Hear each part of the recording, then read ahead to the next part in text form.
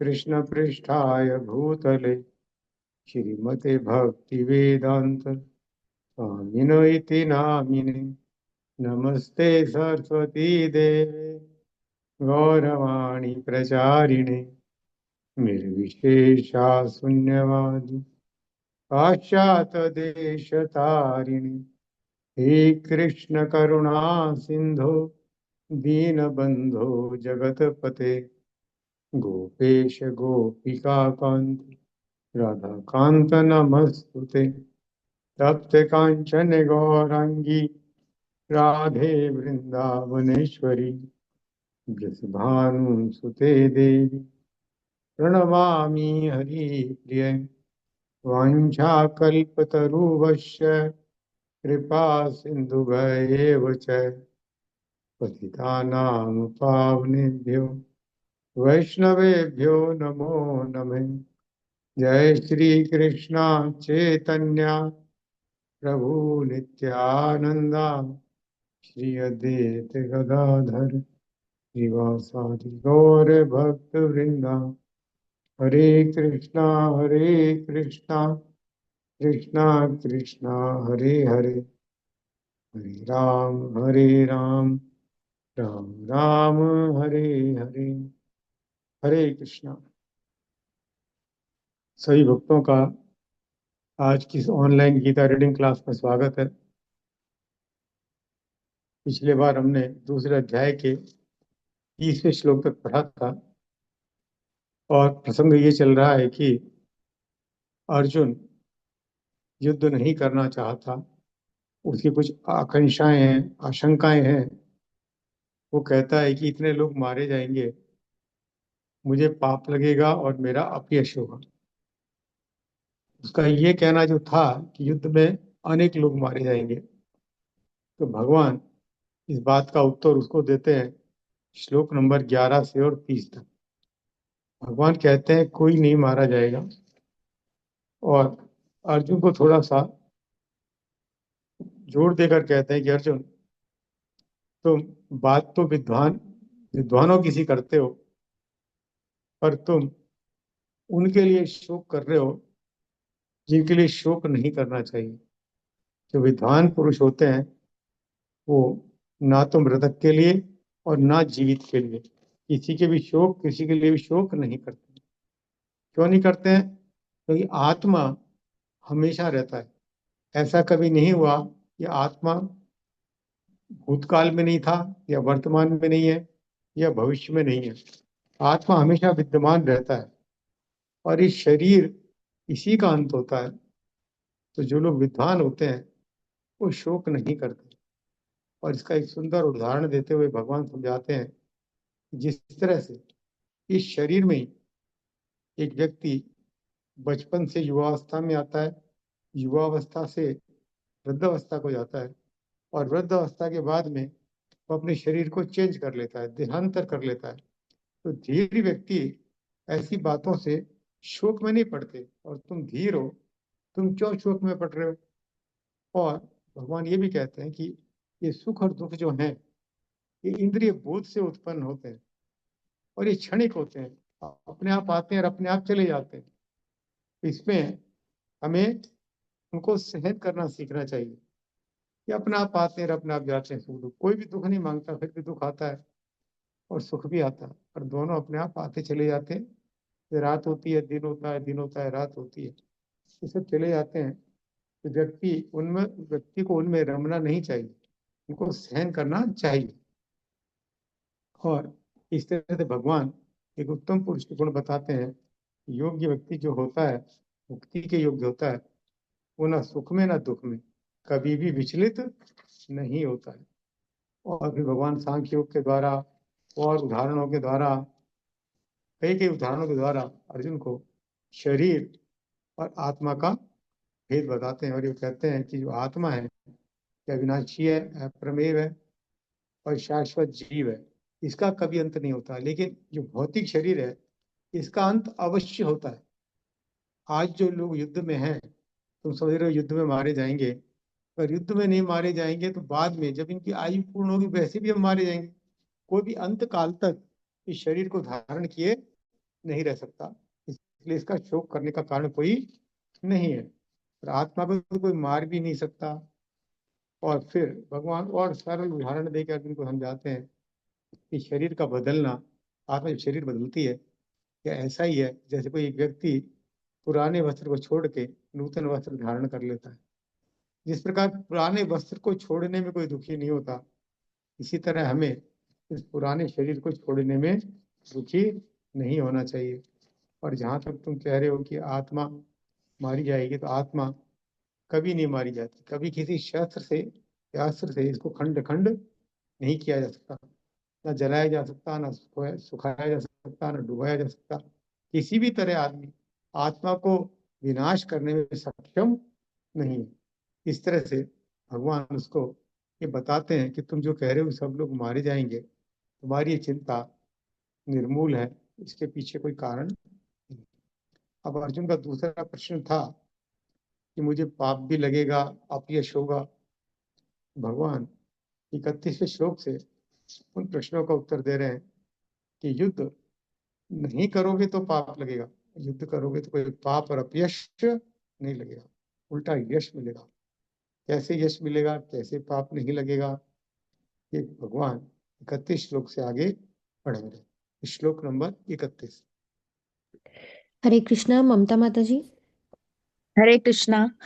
सर्वधर्मपि चावेक्ष्य न विकम्पितुमर्हसि धर्मयादि युद्धाश्रयो अनंत क्षत्रियस्य न विद्यते। शब्दार्थ।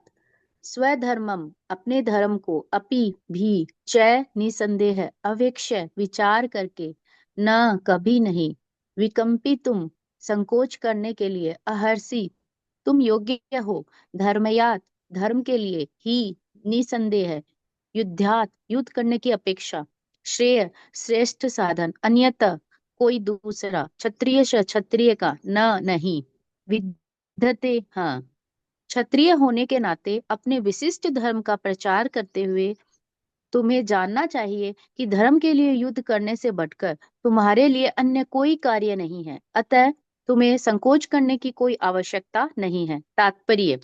सामाजिक व्यवस्था के 4 वर्णों में द्वितीय वर्ण उत्तम शासन के लिए है और क्षत्रिय कहलाता है। छत का अर्थ है चोट खाया हुआ। जो क्षति से रक्षा करने जो क्षति से रक्षा करे वह क्षत्रिय कहलाता है। त्रायते रक्षा प्रदान करना।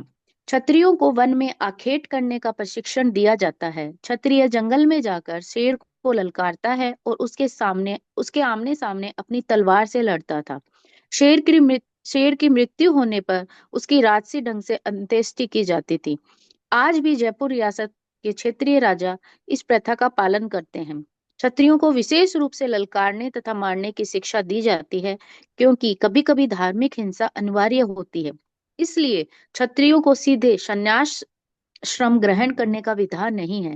राजनीति में अहिंसा कूटनीतिक चाल हो सकती है, किंतु यह कभी भी कारण का सिद्धांत नहीं रही है।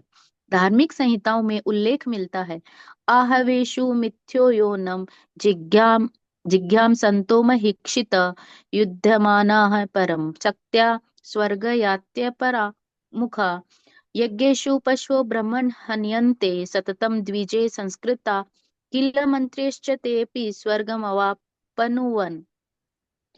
युद्ध में विरोधी ईर्ष्यालु राजा से संघर्ष करते हुए मरने वाले राजा या क्षत्रियो को मृत्यु के अनंतर वे ही उच्च लोक प्राप्त होते हैं, जिनकी प्राप्ति यज्ञाग्नि में मारे गए पशुओं को होती है। अतः धर्म के लिए युद्ध भूमि में वध करना तथा यज्ञागिक अग्नि के लिए पशुओं का वध करना हिंसा कार्य नहीं माना जाता, क्योंकि इसमें निहित धर्म के कारण प्रत्येक व्यक्ति को लाभ पहुंचता है और यज्ञ में बलि दिए गए पशु को एक स्वरूप से दूसरे में बिना विकास प्रक्रिया के ही तुरंत मनुष्य का शरीर प्राप्त हो जाता है। इसी तरह युद्ध भूमि में मारे गए क्षत्रिय यज्ञ संपन्न करने वाले ब्राह्मणों को प्राप्त होने वाले स्वर्ग लोक में जाते हैं। स्वधर्म 2 प्रकार का होता है। जब तक मनुष्य मुक्त नहीं हो जाता, तब तक मुक्ति प्राप्त करने के लिए धर्म के अनुसार शरीर विशेष के कर्तव्य करने होते हैं। जब वह मुक्त हो जाता है तो उसका विशेष कर्तव्य या स्वधर्म आध्यात्मिक हो जाता है और देहात्म बुद्धि में नहीं रहता। जब तक देहात्म बुद्धि है, तब तक ब्राह्मणों तथा क्षत्रियों के लिए स्वधर्म पालन अनिवार्य होता है। स्वधर्म का विधान भगवान द्वारा होता है, जिसका स्पष्टीकरण चतुर्थ अध्याय में किया गया है। शारीरिक स्तर पर स्वधर्म को वर्णाश्रम धर्म अथवा आध्यात्मिक बोध का प्रथम सोपान कहते हैं। वर्णाश्रम धर्म अर्थात प्राप्त शरीर के विशिष्ट गुणों पर आधारित स्वधर्म की अवस्था से मानवीय सभ्यता का शुभारंभ होता है। वर्णाश्रम धर्म के अनुसार किसी कार्य क्षेत्र में स्वधर्म का निर्वाह करने से जीवन के उच्चतर पद को प्राप्त किया जा सकता है। हरे कृष्ण। तो भगवान अब यहाँ टॉपिक बदल रहे हैं। आत्मा और शरीर का अंतर समझाने के बाद में अर्जुन को स्वयं धर्म बता रहे हैं। अर्जुन कहता है मैं युद्ध नहीं लड़ूंगा। भगवान कहते तुम क्षत्रिय हो, और क्षत्रिय होने के नाते तुम्हारा विशिष्ट धर्म है कि तुम युद्ध करो। भगवान ने वर्ण व्यवस्था बनाई है। चौथे अध्याय में भगवान कहते हैं चतुर्ण वर्ण मया विष्टा गुण कर्म विभाग। मैंने 4 वर्ण और 4 आश्रम बनाए हैं, और जो वर्ण बनाए हैं वो आदमी के स्वभाव या कर्म के हिसाब से बनाए हैं मैंने। और अर्जुन क्षत्रिय है। अगर अर्जुन क्षत्रिय होकर स्वधर्म का पालन करता है तो उसमें कोई दोष नहीं है। क्षत्रिय जब युद्ध में जाता है और सैनिकों दूसरी सेना को ललकारता है, वहां दूसरे को वो मारता है, तब भी वो हिंसा नहीं है।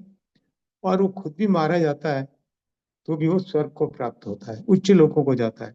उसकी गति वैसी ही होती है जैसे लिखा गया है वेदों के अनुसार, यज्ञ में बलि दिए हुए पशु की होती है। उस पशु को धीरे धीरे उन्नत नहीं होना पड़ता, क्रमिक विकास के अनुसार। पशु योनियां भोग योनियां होती हैं, वो धीरे धीरे आगे बढ़ती है। मनुष्य योनि कर्म योनि है।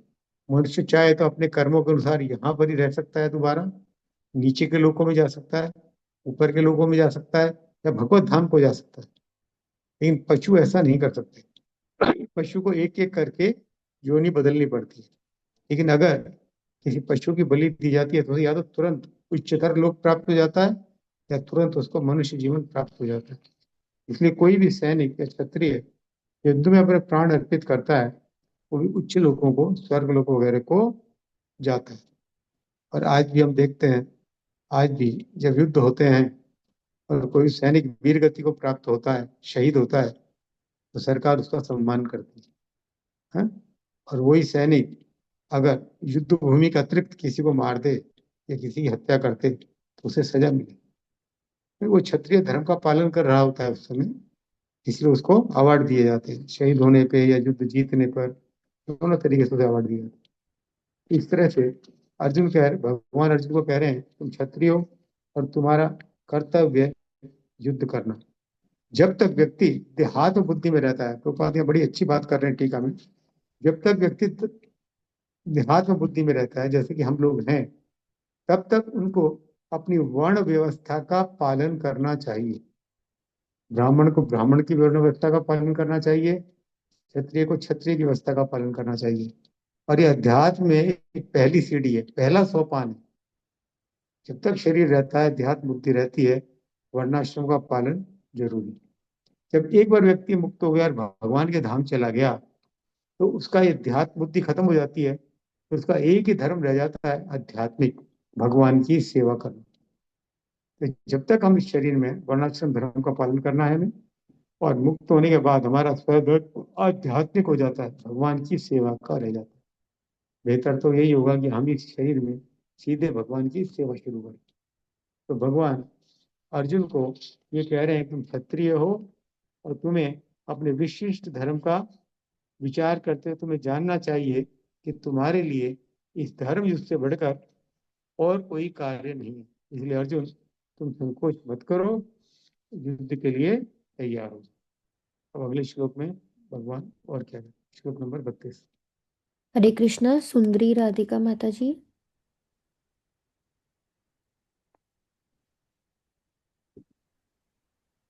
हरे कृष्णा प्रभु जी, हरे कृष्णा माता जी, सभी वैष्णव भक्त को मेरे दंडवत। हरे कृष्णा।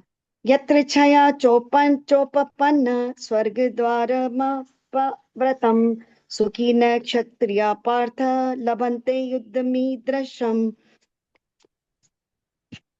शब्दार्थ। यत्र छया अपने आप, च भी उपपन्न प्राप्त हुए, स्वर्ग स्वर्ग लोक का, द्वारम दरवाजा, अपव्रतम खुला हुआ, सुखीन अत्यंत सुखी, क्षत्रिय राज परिवार के सदस्य। पार्थ, हे प्रतापुत्र, लभंते प्राप्त करते हैं, युद्धम युद्ध को, ईदृशम इस तरह। हे पार्थ, वे क्षत्रिय सुख हैं जिन्हें ऐसे युद्ध के अवसर अपने आप प्राप्त होते हैं जिससे उनके लिए स्वर्ग लोक के द्वार खुल जाते हैं। तात्पर्य: विश्व के परम गुरु भगवान कृष्ण अर्जुन की इस प्रवृत्ति की भर्त्सना करते हैं जब वह कहता है कि उसे इस युद्ध में कुछ भी तो लाभ नहीं दिख रहा, इससे नरक में शाश्वत वास करना होगा। अर्जुन द्वारा ऐसे, शायद एक लाइन छूट गई, जो कहता है कि उसे इस युद्ध में कुछ भी तो लाभ नहीं दिख रहा, इससे नरक में शाश्वत वास करना होगा। अर्जुन द्वारा ऐसे वक्तव्य केवल अज्ञान जन्य थे। वह अपने स्वधर्म के आचरण में अहिंसक बनना चाह रहा था, किंतु एक क्षत्रिय के लिए युद्ध भूमि में स्थिर होकर इस प्रकार अहिंसक बनना मूर्खों का दर्शन है। पराशर स्मृति में व्यासदेव के पिता पराशर ने कहा, क्षत्रिय ही प्रजा रक्षण शस्त्र पाणी प्रदंडयन निर्जित्य पर सैन्यादि क्षितिम धर्मेण पालियेत। क्षत्रिय का धर्म है कि वह सभी क्लेशों से नागरिकों की रक्षा करे, इसलिए उसे शांति तथा व्यवस्था बनाए रखने के लिए हिंसा करनी पड़ती है। अतः उसे शत्रु राजाओं के सैनिकों को जीतकर धर्म पूर्वक संसार पर राज्य करना चाहिए। यदि सभी पक्षों पर विचार करें तो अर्जुन को युद्ध से विमुख होने का कोई कारण नहीं था। यदि वह शत्रुओं को जीता है तो राज्य भोग करेगा, और यदि वह युद्ध भूमि में मरता है तो स्वर्ग को जाएगा, जिसके द्वार उसके लिए खुले हुए हैं। युद्ध करने से उसे दोनों ही तरफ लाभ होगा। हरे कृष्ण प्रभु जी। तो अर्जुन प्रश्न एक और करता है, प्रभु जी। अर्जुन प्रश्न करता है कि युद्ध करने से कोई लाभ नहीं है, ये इससे तो पाप लगेगा और तो मैं मैं जाते नरक में चला जाऊंगा। यहाँ भगवान कहते हैं ऐसा नहीं है। और यहाँ प्रभुपाद ने टीका में उदाहरण दिया है पाराशर स्मृति का, और भगवान भी कह रहे हैं कि जो क्षत्रिय है वो क्षत्रिय है जिन्हें युद्ध के अवसर प्राप्त होते हैं, उनके लिए स्वर्ग के द्वार खुले रहते हैं। तो धर्म के अनुसार अगर क्षत्रिय युद्ध करता है और वो जीतता है तो राज्य का भोग करता है, और वो अगर युद्ध में मारा जाता है तो स्वर्ग के द्वार उसके लिए खुले होते हैं। तो किसी भी तरीके से युद्ध में चाहे हार हो चाहे जीत हो, क्षत्रिय कभी नुकसान में नहीं रहता, ये भगवान कह रहे हैं। तो अर्जुन का इस तरह से सोचना केवल अज्ञान जनक था और कोई कारण नहीं था विमुख होने का। और यहाँ भी ये बताया है कि क्षत्रिय को सभी कलेशों से नागरिकों की रक्षा करनी चाहिए, और शांति और व्यवस्था बनाए रखने के लिए क्षत्रियों को हिंसा भी करनी पड़ती है। ये चीज आज भी हम देखते हैं। जब किसी शहर में ज्यादा दंगे फसाद होते हैं तो सरकार कर्फ्यू लगा देती है, गोली मारने के आदेश दे देती है। क्यों देती है? क्या सरकार हिंसा कर रही है? नहीं, सरकार धर्म का पालन कर रही है, नागरिकों की सुरक्षा के लिए सब कुछ कर रही है। ऐसी क्षत्रियों को अगर ललकारे तो क्षत्रिय को युद्ध में जाना चाहिए। यहाँ स्पष्ट लिखा है, अगर वो जीतेगा तो राजभोग करेगा, और अगर वो मारा गया युद्ध में तो उसको स्वर्ग प्राप्ति होगी। तो क्षत्रिय अगर युद्ध करने ना जाए तो वो निंदनीय है। क्षत्रिय के लिए अहिंसक होना सही नहीं है। तो यहाँ भगवान कह रहे हैं कि अर्जुन, तुम अज्ञानी जैसी बात कर रहे हो, जाओ और युद्ध करो। और अब भगवान यही बता रहे हैं कि अगर तुम युद्ध नहीं करोगे तो क्या परिणाम होगा। अर्जुन कहता है कि मैं युद्ध करूंगा तो मेरा अपयश होगा। भगवान कह रहे हैं युद्ध नहीं करोगे तो अपयश होगा। श्लोक नंबर 33। हरे कृष्णा वीर सिंह प्रभु जी। हरे कृष्ण माता जी, हरे कृष्ण प्रभु जी, सभी को दंडवत प्रणाम। अथ चेत्तमिमं धर्मये संग्रामं न करिष्यसि ततं स्वधर्मं कीर्तिं च हित्वा पापमवाप्स्यसि। अतः चेत् यदि त्वं तुम एवं इमं इस धर्म धर्मम्यम धर्म रूपी संग्रामम युद्ध को न नहीं कृष्यसि करोगे ततम तब स्व धर्मम अपने धर्म को कीर्तिम यश को चय भी हित्वा खोकर पापम पापपूर्ण फल को अवापश्यसि प्राप्त करोगे। किंतु यदि तुम युद्ध करने के स्वधर्म को संपन्न नहीं करते तो तुम्हें निश्चित रूप से अपने कर्तव्य की उपेक्षा करने का पाप लगेगा और तुम योद्धा के रूप में भी अपना यश खो दोगे। तात्पर्य, अर्जुन विख्यात योद्धा था जिसने शिव आदि अनेक देवताओं से युद्ध करके यश अर्जित किया था। शिकारी के वेश में शिवजी से युद्ध करके तथा उन्हें हराकर अर्जुन ने उन्हें प्रसन्न किया था और वर के रूप में पशुपतास्त्र प्राप्त किया था। सभी लोग जानते थे कि वह एक महान योद्धा है। स्वयं द्रोणाचार्य ने उसे आशीष दिया था और एक विशेष अस्त्र प्रदान किया था जिससे वह अपने गुरु का भी वध कर सकता था। इस प्रकार वह अपने धर्म पिता एवं स्वर्ग के राजा इंद्र समेत अनेक अधिकारियों से अनेक युद्धों के प्रमाण पत्र प्राप्त कर चुका था। किंतु यदि वह इस समय युद्ध का परित्याग करता है तो वह न केवल क्षत्रिय धर्म की उपेक्षा का दोषी होगा अपितु उसके यश की भी हानि होगी और वह नरक जाने के लिए अपना मार्ग तैयार कर लेगा। दूसरे शब्दों में, वह युद्ध करने से नहीं अपितु युद्ध से पलायन करने के कारण नरक का भागी होगा। हरे कृष्णा प्रभु जी, हरे कृष्णा माता जी। अरे, तो अर्जुन एक योद्धा था और इतना बड़ा योद्धा था, महारथी था वो। उसने युद्ध में शिव जी को भी परास्त किया था। और जो स्वर्ग में जाता है तो स्वर्ग में सारे देवता उसके बड़े बड़े आयुध देते हैं, उसको बड़े बड़े अस्त्र देते हैं। महान योद्धा था अर्जुन। और देखा जाए तो पांडवों की सेना का वही एक प्रमुख योद्धा था, जबकि कर्ण वगैरह उससे प्रतिद्वंदिता रखते थे। कर्ण कभी उसको बड़ा नहीं मानता था, वो सोचता था मैं बड़ा हूं। तो यहाँ भगवान कह रहे हैं कि अगर तुम युद्ध नहीं करोगे, युद्ध करना तुम्हारा स्वधर्म है, तुम क्षत्रिय हो, और युद्ध नहीं करोगे तो कर्तव्य की उपेक्षा का पाप लगेगा। एक क्षत्रिय अगर युद्ध करने से मना करता है उसे पाप लगता है और वो नरक में वास करता है। अर्जुन कहता है मैं युद्ध करूंगा तो पाप लगेगा। भगवान कहते हैं नहीं, क्षत्रिय हो, युद्ध नहीं करोगे तो पाप लगेगा, अपयश होगा और तुम अपना यश जो तुमने अर्जित किया है वो खो दोगे। अभी तुम तो एक तरीके से अपना मन कमजोर बना रहे हो, सब पे दया दिखा रहे हो कि मैं युद्ध नहीं करूंगा, मैं भिक्षा मांग के खा लूंगा। लेकिन लोग क्या कहेंगे? दूसरे योद्धा तो ये कहेंगे ना, अर्जुन युद्ध छोड़कर भाग गया, डर गया। जितना अर्जुन के बारे में सुनते थे महान योद्धा है, उतना अर्जुन नहीं है, वो डरपोक निकला। तो भगवान कहते हैं कि ऐसी बातों से तुम अपना जो यश है वो भी खो दो। तो आगे जब यश खो देंगे तो और क्या होगा? यश खो देने से क्या होता है आगे श्लोकों में भगवान बता रहे हैं। श्लोक नंबर 34। हरे कृष्णा सुगंधा यशोदा माता जी।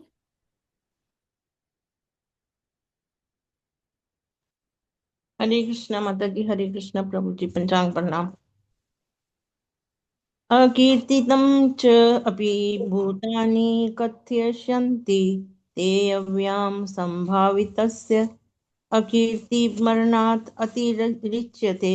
शब्दार्थ, अकीर्तिम अपयश्च भी अपि इसके अतिरिक्त भूतानि सब लोग कथविष्यन्ति कहेंगे ते तुम्हारे अव्यम सदा के लिए संभावितस्य सम्मानित व्यक्ति के लिए च भी अकीर्ति अपयश अपकीर्ति मरणांत मृत्यु से भी अतिरिच्यते अधिक होती है। लोग सदैव तुम्हारे अपयश का वर्णन करेंगे और सम्मानित व्यक्ति के लिए अपयश तो मृत्यु से भी बढ़कर है। तात्पर्य, आप अर्जुन के मित्र तथा गुरु के रूप में भगवान कृष्ण अर्जुन को युद्ध से विमुख न होने का अंतिम निर्णय देते हैं। वे कहते हैं, अर्जुन यदि तुम युद्ध प्रारंभ होने के पूर्व ही युद्ध भूमि छोड़ देते हो तो लोग तुम्हें कायर कहेंगे, और यदि तुम सोचते हो कि लोग गाली देते रहें किंतु तुम युद्ध भूमि से भागकर अपनी जान बचा लोगे तो मेरी सलाह है कि तुम्हें युद्ध में मर जाना ही श्रेयस्कर होगा। तुम जैसे सम्मानीय व्यक्ति के लिए अपकीर्ति मृत्यु से भी बुरी है, अतः तुम्हें प्राण भय से भागना नहीं चाहिए, युद्ध में मर जाना ही श्रेयस्कर होगा। इससे तुम मेरी मित्रता का दुरुपयोग करने तथा समाज में अपनी प्रतिष्ठा खोने के अपयश से बच जाओगे। अतः अर्जुन के लिए भगवान का अंतिम निर्णय था कि वह संग्राम से पलायन ना करे, अपितु युद्ध में मरे। हरे कृष्णा। प्रभु जी आगे बढ़ो तो छोटा है। अच्छी बात है जी। 35, 36, 37 तीनों पढ़ दो। और ठीक है। भयात् रणात् उपरतं मंस्यन्ते त्वां महारथा येषां च त्वं बहुमतः भूत्वा यास्यसि लाघवम्। शब्दार्थ। भयात भय से, रणात युद्ध भूमि से, उपरतम विमुख, मत्स्यन्ते मानेंगे, त्वाम तुमको, महारथा बड़े बड़े योद्धा, ये शाम जिनके लिए, च भी त्वम तुम, बहुमतः अत्यंत सम्मानित, भूतवा होकर, यशस्वी जाओगे, लाघवम तुच्छता को। जिन जिन महान योद्धाओं ने तुम्हारे नाम तथा यश को सम्मान दिया है, वे सोचेंगे कि तुमने डर के मारे युद्ध भूमि छोड़ दी है, और इस तरह वे तुम्हें तुच्छ मानेंगे। तात्पर्य। भगवान कृष्ण अर्जुन को अपना निर्णय सुना रहे हैं। तुम ये मत सोचो कि दुर्योधन, कर्ण तथा अन्य समकालीन महारथी ये सोचेंगे कि तुमने अपने भाइयों तथा पितामह पर दया करके युद्ध भूमि छोड़ी है। वे तो यही सोचेंगे कि तुमने अपने प्राणों के भय से युद्ध भूमि छोड़ी है। इस प्रकार उनकी दृष्टि में तुम्हारे प्रति जो सम्मान है वह धूल से मिल जाएगा। अवा अवाच्यवादान् च बहून् बहून् विद्यन्ति तवाहिता निन्दन् तत्स्वसामर्थ्यं ततो दुःखतरं नु किम्। अवाच्य कटु वादान मिथ्या शब्द, च भी बहून अनेक, वदिष्यन्ति कहेंगे तब तुम्हारे, अहिंसा शत्रु निंदतः निंदा करते हुए, तब तुम्हारी सामर्थ्य को, अतः ततः उसको अपेक्षा दुखतरम अधिक दुखदाई, नूर निसंदेह, किम और क्या है। तुम्हारे शत्रु अनेक प्रकार के कटु शब्दों से तुम्हारा वर्णन करेंगे और तुम्हारी सामर्थ्य का उपहास करेंगे। तुम्हारे लिए इससे दुखदाई और क्या हो सकता है। तात्पर्य। प्रारंभ में ही भगवान कृष्ण को अर्जुन के अयाचित दया भाव पर आश्चर्य हुआ था, और उन्होंने इस दया भाव को अनायोचित बताया था। अब उन्होंने इस विस्तार से अर्जुन के तथाकथित दया भाव के विरुद्ध कहे गए अपने वचनों को सिद्ध कर दिया है। हत्वा प्रापस्यसि स्वर्गम जित्वा वा भोक्ष्यसे महीम तस्मात् उत्तिष्ठ कौन्ते युद्धाय कृत निश्चय। अतः मारा जाकर, वह या तो प्राप्स्यसि प्राप्त करोगे स्वर्गम स्वर्गलोक को, जित्वा विजयी होकर, वा अथवा भोक्ष्यसे भोगोगे महीम पृथ्वी को, तस्मात् अतः उत्तिष्ठ उठो कौन्तेय हे कुंती पुत्र, युद्धाय लड़ने के लिए, कृत दृढ़ निश्चय संकल्प से। हे कुंती पुत्र, तुम यदि युद्ध में मारे जाओगे तो स्वर्ग प्राप्त करोगे, और या यदि तुम जीत जाओगे तो पृथ्वी के साम्राज्य का भोग करोगे। अतः दृढ़ संकल्प करके खड़े हो और युद्ध करो। यद्यपि अर्जुन के पक्ष में तात्पर्य यद्यपि अर्जुन के पक्ष में विजय निश्चित ना थी, फिर भी उसे युद्ध करना था, क्योंकि यदि वह युद्ध में मारा भी गया तो वह स्वर्गलोक को जाएगा। हरे कृष्णा। प्रभु जी। तो भगवान कह रहे हैं कि अगर तुम युद्ध नहीं करोगे तो अपना यश खो दोगे, और जो अपयश होता है वह सम्मानित व्यक्तियों के लिए मृत्यु से भी बढ़कर होता है। हम इस भौतिक जगत में भी देखते हैं, कभी किसी व्यक्ति का अपयश हो जाता है, बड़ा अपयश हो जाता है। कितने ही लोग हैं अपयश से बचने के लिए आत्महत्या तक कर लेते हैं। भगवान ये कह रहे हैं कि अपयश है, ये मृत्यु से भी बढ़कर है। मृत्यु के बाद भी समाप्त नहीं होता अपयश। तो इसलिए तुम युद्ध छोड़ के भागो, इससे तो अच्छा है कि तुम युद्ध में मारे जाओ। ये अपयश सहन करना तुम नहीं कर पाओगे अपयश को। और जो जो लोग तुम्हें बड़े योद्धा कहते हैं, बड़ा मानते हैं, वो ही तुम्हारा यश खो देंगे। उनकी नजर में भी तुम गिर जाओगे और तुच्छ बन जाओगे। महाभारत में कितनी बार ऐसे संवाद आते हैं जब भीष्म पितामह, द्रोणाचार्य अर्जुन की तारीफ करते हैं, बहुत तारीफ करते हैं। यद्यपि कौरव पक्ष को बुरा भी लगता है, फिर भी वो करते हैं। यहाँ भगवान कह रहे हैं तुम ऐसे लोगों के आगे भी अपना यश खो दोगे, वो तुम्हें तुच्छ मानेंगे, और तुम्हारे शत्रु जो हैं तुम्हारा कटु शब्दों में उपहास करेंगे। इससे बड़ा दुख और क्या होगा। द्रौपदी का वस्त्र हरण किया जा रहा था और जुए में महाराज युधिष्ठिर हार रहे थे, तो कौरव लोग बड़े कटु वचन बोल रहे थे, कटु वचन बोल बोल कर आहत कर रहे थे पांडवों को। और इसीलिए भीम ने प्रतिज्ञा ली, अर्जुन ने प्रतिज्ञा ली युद्ध के लिए। तो भगवान कह रहे हैं कि कटु शब्द जो होते हैं, कोई हंस के कटु शब्द बोले, ये सहन नहीं होते। अर्जुन, तुम इनको सहन नहीं कर पाओगे, इससे अच्छा है तुम युद्ध करो। अगर तुम युद्ध में मारे गए तो स्वर्ग को जाओगे, और जीत गए तो पृथ्वी का अकंटक राज भोगोगे। किसी भी दृष्टि से कोई नुकसान नहीं है, इसलिए अपने संकल्प को दृढ़ बनाओ और युद्ध के लिए तैयार हो जाओ। अब युद्ध कैसे लड़ो, ये भगवान बता रहे हैं। अब यहाँ भगवान भक्ति की शिक्षा दे रहे हैं 38वें श्लोक से। कोई भी कार्य करें तो क्या सोच के करें, या युद्ध को इसलिए लड़े कि हम जीत जाए, या इसलिए लड़े, इस भाव से लड़े कि हम तो हमारी तो हार होनी है। भगवान कहते हैं नहीं, युद्ध को इस तरीके से मत लड़ो। तुम युद्ध को अपना कर्तव्य समझ करके करो। रिजल्ट जो होगा तुम कर्तव्य समझ के करोगे तो कोई पाप नहीं लगेगा। निष्काम कर्म की तरह करो, ये काम करना मेरी ड्यूटी है, नफे नुकसान से मुझे कोई लेना देना नहीं। और ऐसे काम केवल भगवत भक्ति में भगवान की तुष्टि के लिए होते हैं। जब हम भौतिक जगत में भी हम जब कोई अपना कार्य करते हैं तो हम देखते हैं कि इसमें मेरे को क्या फायदा है या क्या नुकसान है। पहले इस चीज को देख के काम करा जाता है। कोई भी काम होता है, आदमी अपना नफा नुकसान पहले देखता है। तो भक्ति में कार्य में कोई नफा नुकसान नहीं देखा जाता, वो कार्य भगवान के लिए कर रहे हैं। तो ऐसे कार्य की कोई दोष नहीं लगते, कोई पाप नहीं लगते, कोई कर्म फल डेवलप नहीं होते।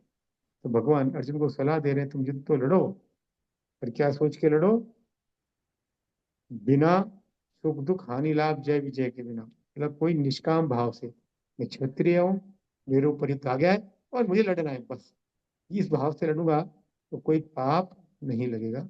ये शिक्षा दे रहे हैं भगवान। श्लोक नंबर 38। हरे कृष्णा। आदि लक्ष्मी माता जी। हरे कृष्णा। सभी वैष्णव भक्त के चरणों में दंडवत प्रणाम। सुख दुखे समे कृत्वा लाभा लाभो जया जयो ततो युद्धाय युज्यस्व नेव पापमवाप्यसि।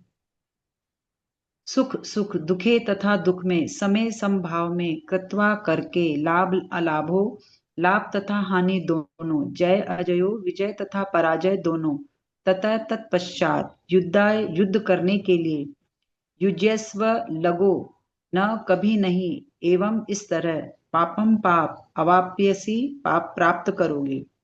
तुम सुख या दुख, हानि या लाभ, विजय या पराजय का विचार किए बिना युद्ध के लिए युद्ध करो। ऐसा करने पर तुम्हें कोई पाप नहीं लगेगा। तात्पर्य प्रभुपाद द्वारा। अब भगवान कृष्ण प्रत्यक्ष रूप से कहते हैं कि अर्जुन को युद्ध करने के लिए युद्ध करना चाहिए, क्योंकि यह उनकी इच्छा है। कृष्ण भावनामृत के कार्यों में सुख या दुख, हानि या लाभ, जय या पराजय का कोई महत्व नहीं दिया जाता। दिव्य चेतना तो यही होगी कि हर कार्य कृष्ण के निमित्त किया जाए। अतः भौतिक कार्यों का कोई बंधन नहीं होता। जो कोई सतोगुण या रजोगुण के अधीन होकर अपनी इंद्रिय तृप्ति के लिए कर्म करता है, उसे अच्छे या बुरे फल प्राप्त होते हैं। किंतु जो कृष्ण भावनामृत के कार्यों में अपने आप को समर्पित कर देता है, वह सामान्य कर्म करने वालों के समान किसी का कृतज्ञ या ऋणी नहीं होता। भागवत में 11.5.41 में कहा गया है, देवर्षि भूतात्म नृणाम पितॄणाम न किंकरो नाय मृणी च राजनः सर्वात्मनः य शरणं शरणं तत् गतो मुकुंद परिहृत्य कृतम्। जिसने अन्य समस्त कार्यों को त्याग कर मुकुंद श्री कृष्ण के शरण ग्रहण कर ली है, वह न तो किसी का ऋणी है न किसी का कृतज्ञ है, चाहे वे देवता, साधु, सामान्य जन अथवा परिजन, मानव जाति या उसके पितर ही क्यों न हो।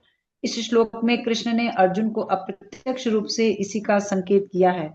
इसकी व्याख्या अगले श्लोक में और भी स्पष्टता से की जाएगी। हरे कृष्ण प्रभु जी। तो यहाँ भगवान कह रहे हैं कि तुम्हें युद्ध करना है, क्योंकि ये उनकी इच्छा है। भगवान की इच्छा है कि अर्जुन युद्ध करे। और धर्म क्या है? भगवान की इच्छा का पालन करना। भागवत के 6ठे स्कंद में यमराज जी, जो 12 महाजनों में से एक है, अपने दूतों को कहते हैं, धर्म तो साक्षात भगवत प्रणीतम। धर्म वही है जो भगवान कहे। पर भगवान अर्जुन को कह रहे हैं, युद्ध करो। युद्ध करना अर्जुन का धर्म है। और ऐसे में पाप पुण्य का कोई प्रश्न ही नहीं उठता। ये भगवान इसीलिए कह रहे हैं, ये सब छोड़ दो कि युद्ध में तुम्हें सुख होगा, दुख होगा, हानि होगी, लाभ होगी, जय होगी, पराजय होगी। ये सब छोड़ दो और युद्ध करो। तो मैं ये चाहता हूं कि तुम युद्ध करो, इसलिए युद्ध करो। और यहाँ प्रभुपाद टीका में लिखते हैं कि कृष्ण भावनावत के कार्यों में सुख दुख, हानि लाभ, जय पराजय का कोई महत्व नहीं दिया जाता। केवल इसी बात का महत्व दिया जाता है, हर कार्य कृष्ण के निमित्त किया जाए, कृष्ण को केंद्र में रख के किया जाए। भगवान प्रसन्न तो सब प्रसन्न। और यहाँ पर एक उदाहरण प्रभुपाद अच्छा देते हैं, जब हम कोई भी कार्य भगवत भक्ति में करते हैं, कृष्ण भावना भावित होकर करते हैं, तो हमारे ऊपर किसी का ऋण नहीं होता। हर व्यक्ति के ऊपर बहुत से ऋण होते हैं।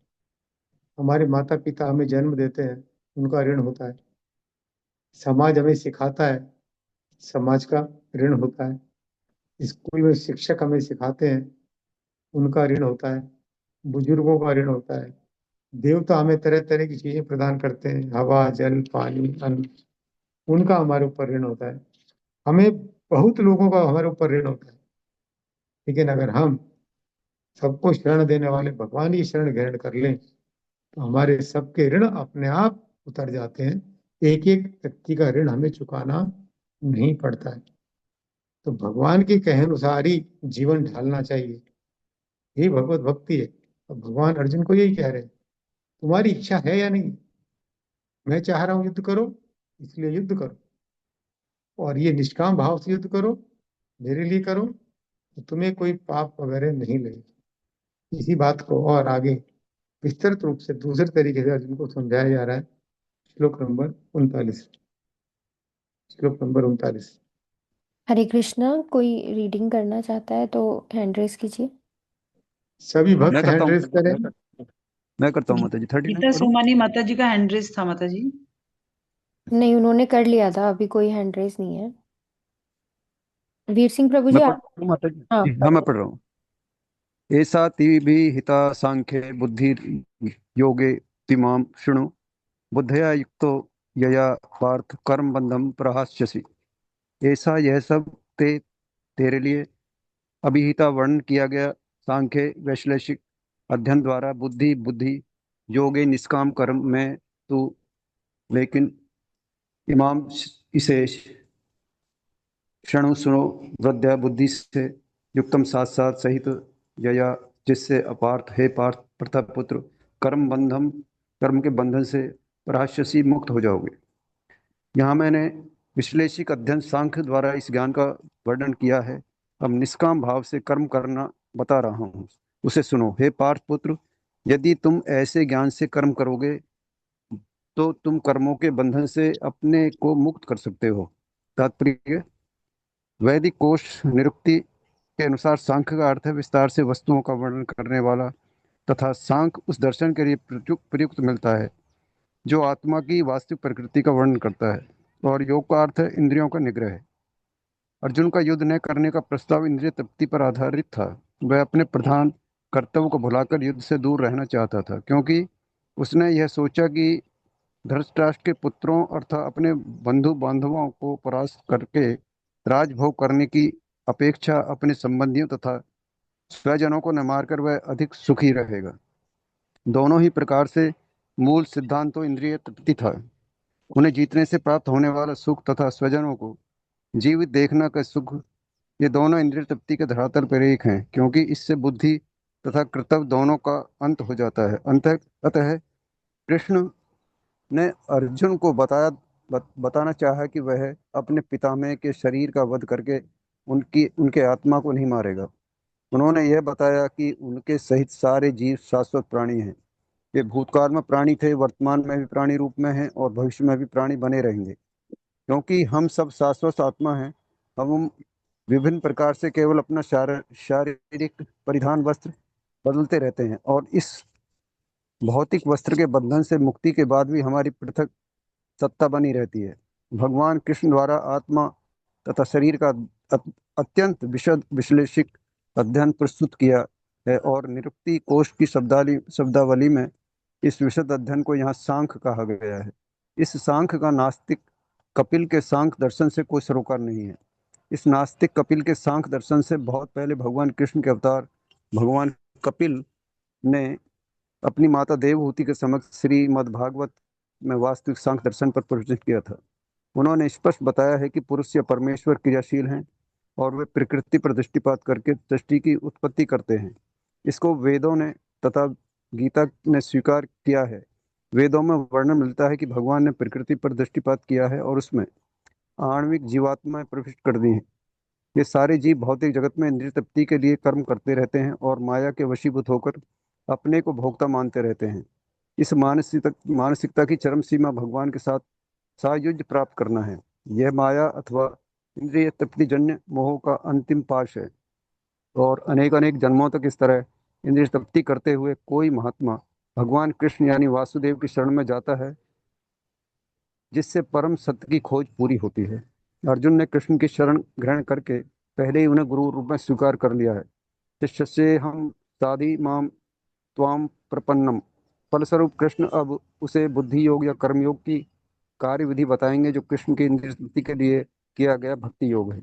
यह बुद्धि योग अध्याय 10 के 10वें श्लोक में वर्णित है, जिसमें इसे उन भगवान के साथ प्रत्यक्ष संपर्क बताया गया है जो सबके हृदय में परमात्मा रूप में विद्यमान है, किंतु ऐसा संपर्क भक्ति के बिना संभव नहीं है। अतः जो भगवान की भक्ति या दिव्य प्रेमा भक्ति में या कृष्ण भावना मृत में स्थित होता है, वही भगवान की विशिष्ट कृपा से बुद्धि योग की अवस्था प्राप्त कर पाता है। अतः भगवान कहते हैं कि जो दिव्य प्रेम वश भक्ति में निरंतर लगे रहते हैं, उन्हें ही वे भक्ति का विशुद्ध ज्ञान प्रदान करते हैं।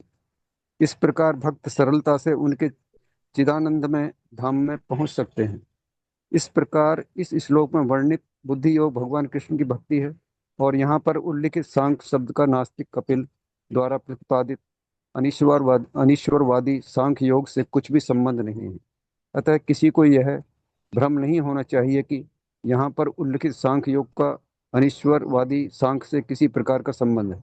न ही उस समय उसके दर्शन का कोई प्रभाव था और न कृष्ण ने ऐसी ईश्वर विहीन दार्शनिक कल्पना का उल्लेख करने की चिंता की।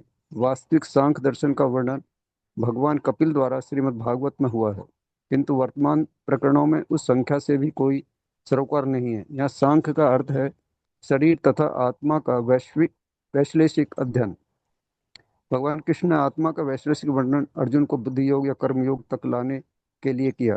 अतः भगवान कृष्ण का सांख्य तथा भागवत में भगवान कपिल द्वारा वर्णित सांख्य एक ही हैं। ये दोनों भक्ति योग हैं।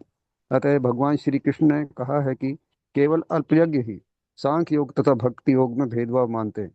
सांख्य योगो पृथक बालाम प्रवदंती न पंडिताम। निसंदेह अनीश्वरवादी सांख्य योग का भक्ति योग से कोई संबंध नहीं है। फिर भी बुद्धिहीन व्यक्तियों का दावा है कि भगवत गीता में अनीश्वरवादी सांख्य का ही वर्णन हुआ है। अतः मनुष्य को यह जान लेना चाहिए कि बुद्धि योग का अर्थ कृष्ण भावना मृत में पूर्ण आनंद तथा भक्ति के ज्ञान में कर्म करना है। जो व्यक्ति भगवान की तुष्टि के लिए कर्म करता है, चाहे वह कर्म कितना भी कठिन क्यों न हो, वह बुद्धि योग के सिद्धांत के अनुसार कार्य करता है और दिव्य आनंद का अनुभव करता है। ऐसी दिव्य व्यस्तता के कारण उसे भगवत कृपा से स्वतः संपूर्ण दिव्य ज्ञान प्राप्त हो जाता है और ज्ञान प्राप्त करने के लिए अतिरिक्त श्रम किए जाने की उसकी पूर्ण मुक्ति हो जाती है। श्रम किए बिना ही उसकी पूर्ण मुक्ति हो जाती है। कृष्ण भावना भावित कर्म तथा फल प्राप्ति की इच्छा से किए गए कर्म में, विशेषतः पारिवारिक या भौतिक सुख प्राप्त करने की इंद्रिय तृप्ति के लिए किए गए कर्म में प्रचुर अंतर होता है। अतः बुद्धि योग हमारे द्वारा संपन्न कार्य का दिव्य गुण है। हरे कृष्ण प्रभु जी। हरे कृष्ण माता जी। हरे कृष्ण। तो इस श्लोक में भगवान दो बात कह रहे हैं। पहला तो ये कह रहे हैं कि मैंने सांख्य द्वारा तुमको ज्ञान का वर्णन किया है, अब मैं निष्काम भाव से कर्म करना बता रहा हूँ। पहले तो सांख्य भाव अभी तक जो बताया, अब बता रहे निष्काम भाव। और सांख्य के अर्थ में शिल प्रभुपाद कहते हैं विस्तार से वस्तुओं का वर्णन करना सांख्य कहलाता है। जैसे भगवान ने 11वें श्लोक से 30वें श्लोक तक आत्मा और शरीर का विशद विवरण पेश किया। यह है सांख्य दर्शन। और यहाँ गीता में भगवान इस समय इसी सांख्य की बात कर रहे हैं, आत्मा और शरीर के अंतर की। जहां तक सांख्य योग का बात है, एक नास्तिक कपिल है, अनिश्वरवादी, तो भगवान की सत्ता विश्वास नहीं करते, उनकी ऐसी फिलॉसफी है, उसका यहाँ कोई वर्णन नहीं। दूसरी बात, एक कपिल भगवान भी हुए हैं, जो भगवान के अवतार हैं, जिन्होंने अपनी माता देवहूति को सांख्य योग पर शिक्षा दी, भागवतम के 3 स्कंद में आता है। उसका भी यहाँ कोई सरोकार नहीं है। और उसमें भी जो भगवान के अवतार है कपिल देव, वो अपनी माता को विस्तृत विवरण देते हैं सांख्य का, और ये बताते हैं कि सृष्टि किस तरह से बनती है। भगवान दृष्टिपात करते हैं और उसमें जीवों को प्रविष्ट कराते हैं, तो सृष्टि की रचना होती है। इसमें 5 ज्ञान इंद्रियां बनती हैं, 5 कर्म इंद्रियां बनती हैं, 5 इंद्रियों के विषय होते हैं, 5 पंचभूत होते हैं, प्रकृति के गुण होते हैं, और आत्मा होती है। ये सारे तत्व भगवान द्वारा प्रदान किए जाते हैं। इससे सारी की सृष्टि की रचना होती है। सांख्य दर्शन कहते हैं, बड़े विस्तार से बताया गया, इसलिए सांख्य दर्शन है वो। और यहाँ इस सांख्य दर्शन की बात भी नहीं हो रही है, यहाँ केवल आत्मा और शरीर का जो विशद विवरण भगवान द्वारा बताया गया है, उस सांख्य योग की बात भगवान कर रहे हैं। कि मैंने तुम्हें अभी तक सांख्य योग के बारे में बताया, आत्मा और शरीर के विवरण के बारे में बताया। अब मैं तुम्हें निष्काम कर्म के द्वारा या बुद्धि योग के द्वारा कृष्ण भावना और उसमें कर्म करना बता रहा हूँ। कि तुम जो भी कर्म करो, वो कृष्ण के, भगवान के आनंद के लिए होना चाहिए। कोई भी कार्य, तो ये निष्काम कर्म कहलाता है। और ऐसा कर्म जो भगवान के लिए किया जाए, वो कितना ही कठिन क्यों ना हो, उसको हमें करना चाहिए। इससे हम दिव्यता का अनुभव करते हैं। हमें भगवान की तुष्टि के लिए कार्य करना है। अगर भगवान की तुष्टि के लिए कार्य करेंगे तो भक्ति में कर्म होगा, उसके कोई कर्म फल जनित नहीं होंगे, पैदा नहीं होंगे। लेकिन जो कार्य हम अपनी तुष्टि के लिए करेंगे, अच्छे हो या बुरे हों, उनके फल उत्पन्न होंगे, और उन कर्म फलों को भोगने के लिए हमें फिर से शरीर धारण करना होगा।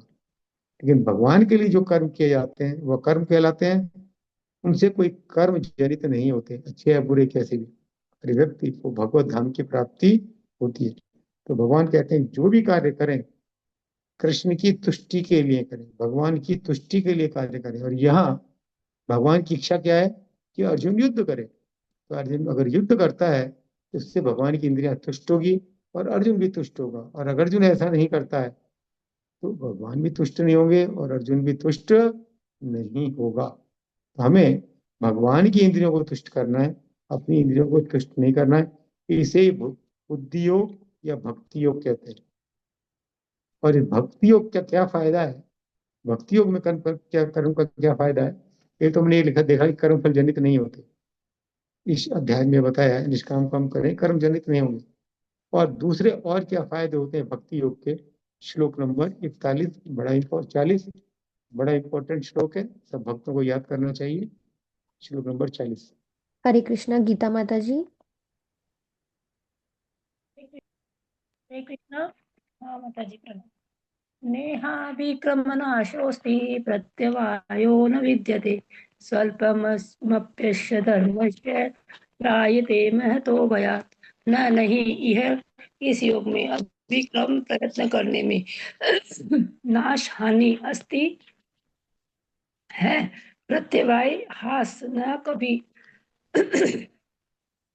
नहीं विद्यते है, सुअल्पम थोड़ा अति यद्यपि धर्मस्य धर्म का त्रायते मुक्त करना है महत महान भयास भय से। इस प्रयास में न तो हानि होती है न ही हास, अपितु इस पद पर की गई अल्प प्रगति भी महान भय से रक्षा कर सकती है। कर्म का सर्वोच्च दिव्य गुण है कर्म का सर्वोच्च दिव्य गुण है कृष्ण भावना व्रत में कर्म या इंद्रिय तृप्ति की आशा न करके कृष्ण के हित में कर्म करना। ऐसे कर्म का लघु आरंभ होने पर भी कोई बाधा नहीं आती है, न कभी इस आरंभ का विनाश होता है। भौतिक स्तर पर प्रारंभ किए जाने वाले किसी भी कार्य को पूरा करना होता है, अन्यथा सारा प्रयास निष्फल हो जाता है। किंतु कृष्ण भावना व्रत में प्रयास किया जाने वाला कोई भी कार्य अधूरा रह कर भी स्थायी प्रभाव डालता है। अतः ऐसे कर्म करने वाले को कोई हानि नहीं होती, चाहे यह कर्म अधूरा ही क्यों न रह जाए। यदि कृष्ण भावनामृत का 1% भी कार्य पूरा हुआ हो तो उसका स्थायी फल होता है। अतः अगली बार 2% से शुभारंभ होगा, किंतु भौतिक कर्म में जब तक 100% सफलता प्राप्त न हो तब तक कोई लाभ नहीं होता। अजामिल ने कृष्ण भावनामृत में अपने कर्तव्य का कुछ भी प्रतिशत पूरा किया था, किंतु भगवान की कृपा से उसे 100% लाभ मिला। इस संबंध में श्रीमद् भगवद गीता में 1.5 में 5 के 17 में एक अत्यंत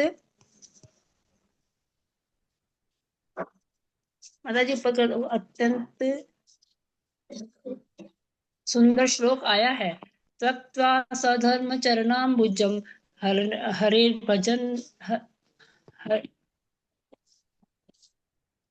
भजन पक्को अथ पते तत्तो यदि यत्र क वा भद्र भूत पुय्यम नम की को बात आप तो भजताम स्वधर्मत। यदि कोई अपना धर्म छोड़कर कृष्ण भावनामृत में काम करता है और फिर काम पूरा न होने के कारण नीचे गिर जाता है तो उसमें उसको क्या हानि।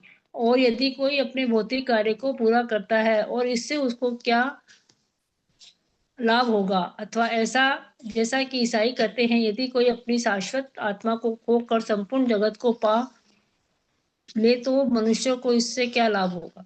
भौतिक कार्य तथा उनके फल शरीर के साथ ही समाप्त हो जाते हैं, किंतु कृष्ण भावनामृत में किया गया कार्य मनुष्य के शरीर के विनष्ट होने पर भी पुनः कृष्ण भावनामृत तक ले जाता है।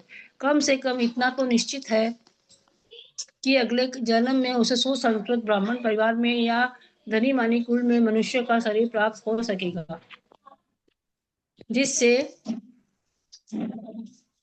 भविष्य में ऊपर उठने का अवसर प्राप्त हो सकेगा। कृष्ण भावनामृत में संपन्न कार्य का यही अनुपम गुण है।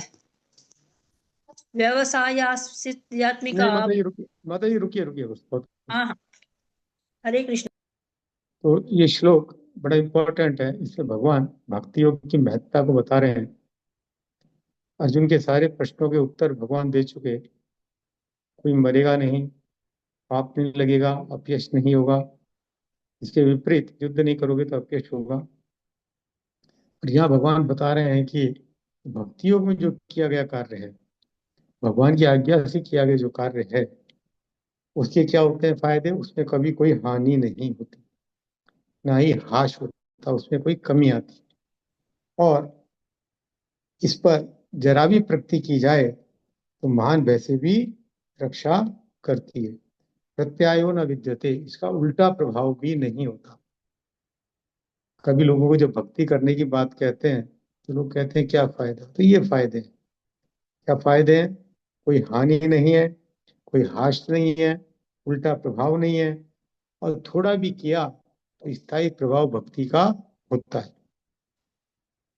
और यहाँ प्रभुपाद पहली लाइन में लिख रहे हैं, कर्म का सर्वोच्च दिव्य गुण है कृष्ण भावनात्मक कर्म या इंद्र तृप्ति की आशा न करके कृष्ण के हित में काम करना। यही भक्ति है, कृष्ण को केंद्र में रख के कार्य करें। ऐसे कार्य का अगर थोड़ा भी काम आपने किया, उसका स्थायी प्रभाव होता है। भौतिक जगत में हम किसी कार्य को जब तक पूर्ण नहीं कर लेते हैं तब तक उसका कोई महत्व नहीं होता, भले ही हमने कितनी ही मेहनत की हो। अभी स्कूलों के एग्जाम चल रहे हैं, कोई बालक साल भर पढ़े और एग्जाम देने ना जाए तो उसकी सारी मेहनत क्या है? बेकार है, सारी मेहनत बेकार है। भौतिक जगत ऐसा ही है। आपने बहुत पैसा लगा के एक फैक्ट्री बनाई, खूब मेहनत की, खूब पैसा लगाया, फैक्ट्री नहीं चली, बंद हो गई, तो सब कुछ बेकार। लेकिन भक्ति मार्ग में ऐसा नहीं।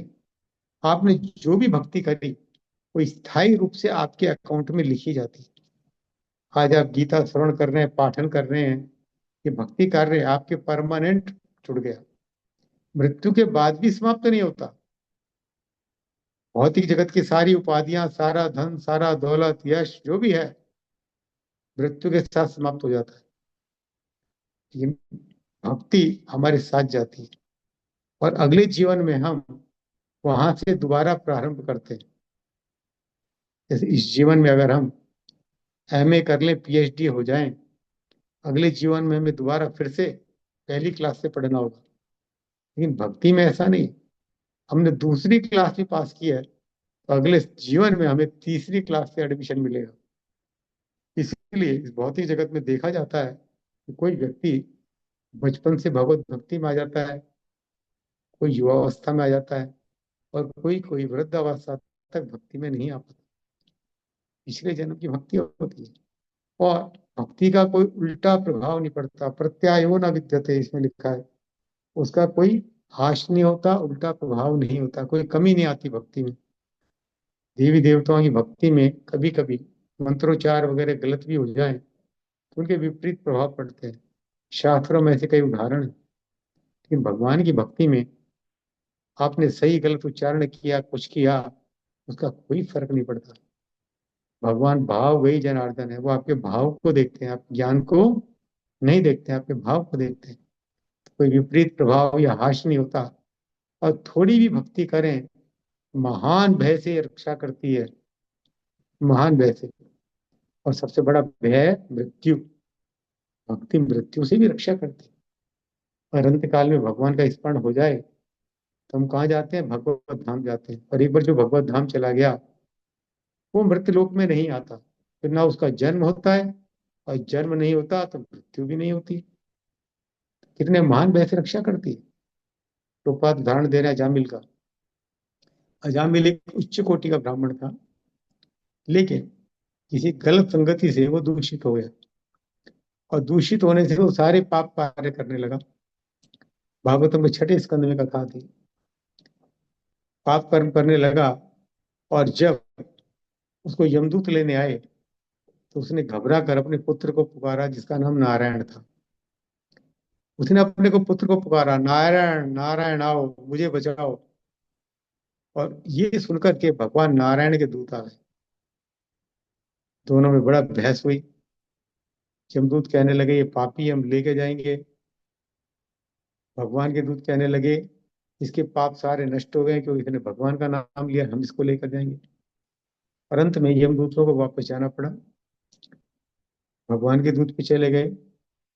फिर अजामिल को ज्ञान हुआ कि मैं कितना अच्छा था और मेरे साथ क्या घट गया, अब मैं भगवान की भक्ति करूंगा। फिर वो हरिद्वार जाता है और जब उसका समय आता है शरीर छोड़ने का तो भगवान का विमान लेने उसे आता है। तो अल्प भक्ति भी की जाए तो महान भय से रक्षा करती है। तो भक्ति में तो कोई नुकसान है ही नहीं। तो लोग ये कहते हैं कि भक्ति करने से क्या फायदा, टाइम वेस्टिंग, मूर्ख है, अज्ञानी। भगवान ये स्पष्ट कहते हैं कि भक्ति महान भय से की रक्षा करती है। आज हम यहाँ विराम देंगे, समय हो गया है। आज की क्लास में किसी कोई भक्त का कोई प्रश्न